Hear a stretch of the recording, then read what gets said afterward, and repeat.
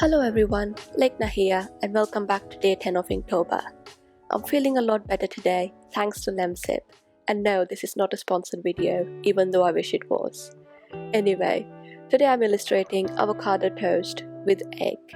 I used Benji Travis's recipe and the link is added in the description box if you want to check it out. Personally, I like to add a little chili sauce to my avocado. How do you have your avocado on toast? Do you add anything extra or do you just like it on its own? Let me know in the comments. If you're doing Inktober too, then well done on completing 10 days and feel free to leave your details in the comments so we could all check your artwork for inspiration. I will let you enjoy the rest of the video. Thank you for watching and remember to comment, like and subscribe. I'll see you tomorrow. Bye!